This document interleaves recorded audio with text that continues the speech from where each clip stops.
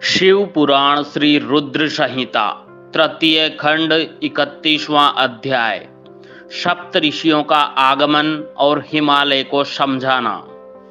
ब्रह्मा जी बोले, ब्राह्मण के रूप में पधारे स्वयं भगवान शिव की बातों का देवी मैना पर बहुत प्रभाव पड़ा और वे बहुत दुखी हो गई।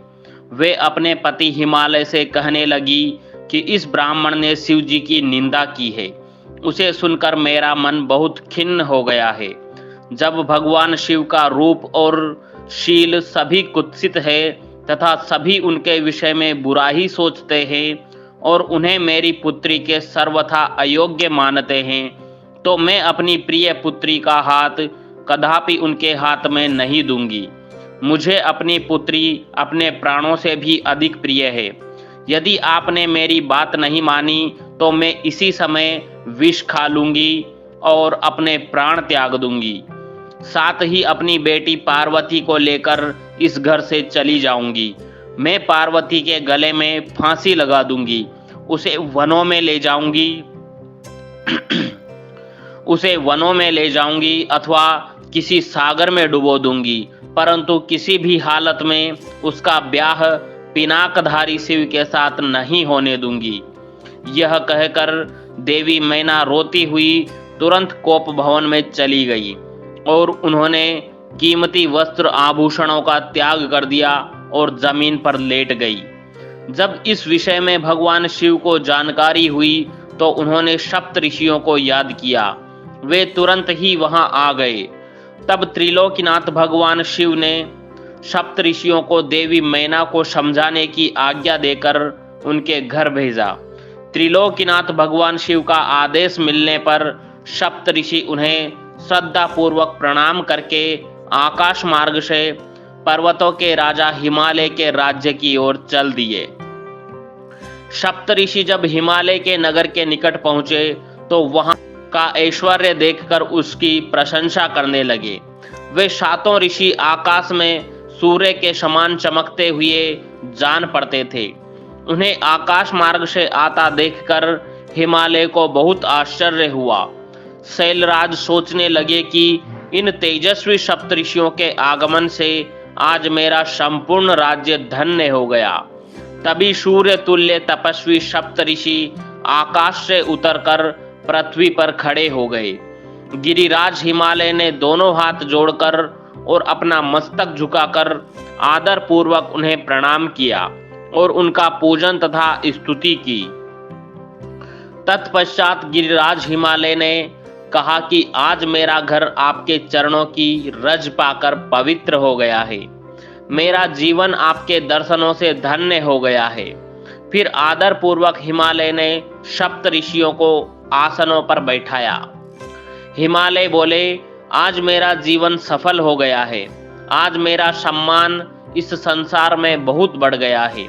जिस प्रकार अनेक तीर्थों के दर्शनों को पुण्य कमाने का स्रोत माना जाता है, उसी प्रकार आज मैं भी पवित्र तीर्थों के समान वंदनीय हो गया हूँ।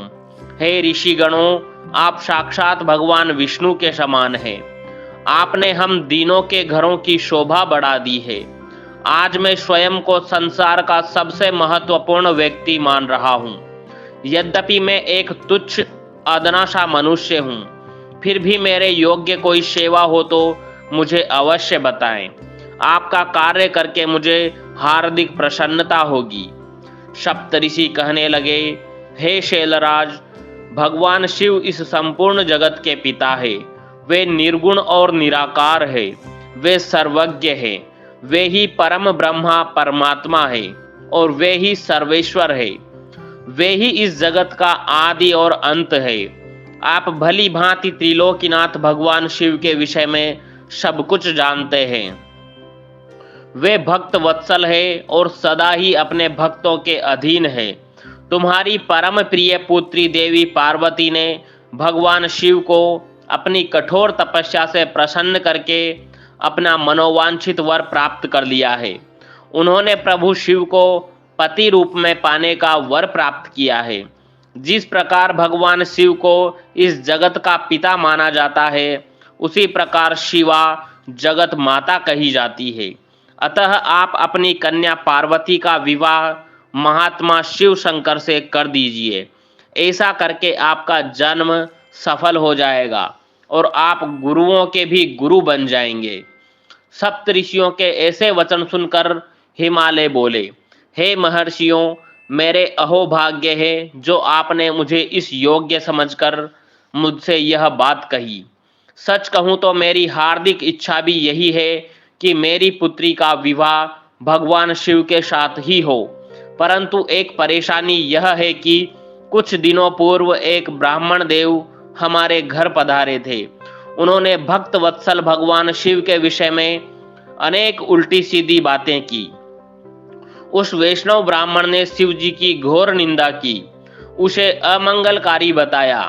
ये सब बातें सुनकर मेरी पत्नी देवी मैना की बुद्धि पलट गई है। उनका समस्त ज्ञान भ्रष्ट हो गया है। अब वे अपनी पुत्री पार्वती का विवाह परम योगी रुद्रदेव से कदापि नहीं करना चाहती। हे सप्तऋषियों, वे जिद करके बैठी है कि वे अपनी पुत्री पार्वती का विवाह भगवान शिव से नहीं करेंगी। इसलिए वे लड़ झगड़ कर सभी आभूषणों तथा राजसी वस्त्रों को त्याग कर कोप भवन में जाकर लेट गई है। मेरे बहुत समझाने पर भी वे कुछ नहीं समझ रही है।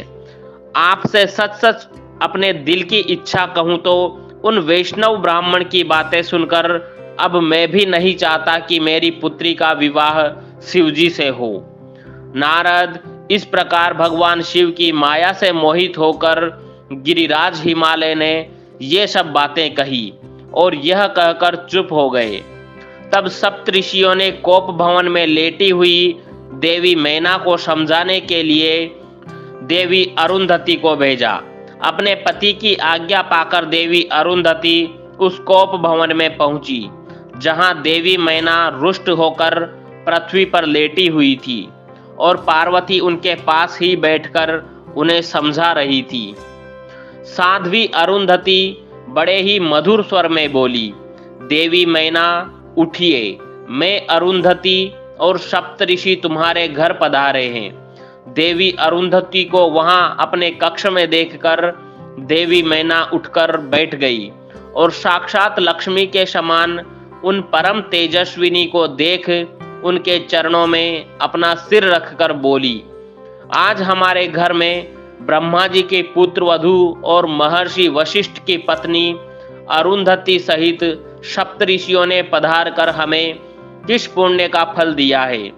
आपके आने से हमारा कुल धन्य हो गया है। मैं आपसे यह जानना चाहती हूँ कि आपके इस तरह यहाँ आने का क्या उद्देश्य है। देवी मैना के ऐसा कहने पर देवी अरुंधति मुस्कुराई और उन्हें समझाकर कोप भवन से बाहर उस स्थान पर ले गई जहां सप्तऋषियों सहित गिरिराज हिमालय बैठे हुए थे। तब देवी मैना को वहां आया देखकर श्रेष्ठ और परम ज्ञानी सप्तऋषि भगवान शिव को मन में स्मरण कर समझाने लगे। सप्तऋषि बोले, हे शैलराज, तुम अपनी पुत्री पार्वती का विवाह त्रिलोकीनाथ भक्त वत्सल भगवान शिव से कर दो। वे तो सर्वेश्वर है, वे कभी भी किसी से याचना नहीं करते।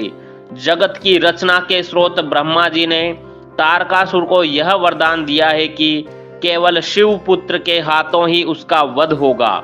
इस समय तारकासुर के कारण तीनों लोकों में हाहाकार मचा हुआ है।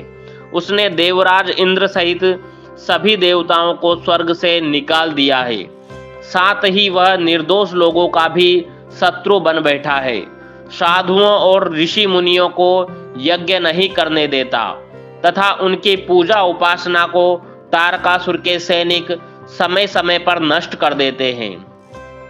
उन्होंने सभी के जीवन को कष्टकारी बना रखा है। इस संसार में व्याप्त बुराइयों और दुष्प्रवृत्तियों के विनाश के लिए संहारक रुद्रदेव का पुत्र ही सबसे उपयुक्त है। उस वीर और बलवान पुत्र की प्राप्ति के लिए आवश्यक है कि भगवान शिव विवाह कर लें। इसलिए ब्रह्मा जी ने भगवान शिव से विवाह करने की प्रार्थना की है। यह सर्वविदित है कि भगवान शिव परम योगी है। और विवाह के लिए उत्सुक नहीं हैं। तुम्हारी पुत्री पार्वती ने भगवान शिव की कठोर तपस्या करके शिव को अपना पति बनाने के लिए वर प्राप्त किया था। यही कारण है कि महादेव जी देवी पार्वती का पाणी ग्रहण करना चाहते हैं। सप्तऋषियों की यह बात सुनकर हिमालय विनय पूर्वक बोले, हे ऋषिगण, आपकी बातें सही है, परंतु जहां तक मैं जानता हूं शिव जी के पास न तो रहने के लिए घर है, न ही कोई नाते रिश्तेदार है और न ही बंधु बांधव है। उनके पास कोई राजपाट भी नहीं है और न ही वे ऐश्वर्य और विलासिता का जीवन ही जीते हैं। आप वेद विधाता ब्रह्मा जी के पुत्र हैं, इसलिए मैं आपका आदर और सम्मान करता हूँ। आप परम ज्ञानी हैं और यह जानते हैं कि जो पिता काम, मोह, भय अथवा लोभ के कारण अपनी कन्या का विवाह अयोग्य वर से कर देते हैं, वे मरने के बाद नरक के भागी होते हैं। इसलिए मैं कोई ऐसा कार्य नहीं करना चाहता जिससे मैं नरक का भागी बनूं। मैं अपनी प्रिय पुत्री पार्वती का विवाह स्वेच्छा से कभी भी शूलपाणी शिव के साथ नहीं करूंगा। यही मेरा और मेरी पत्नी मैना दोनों का फैसला है।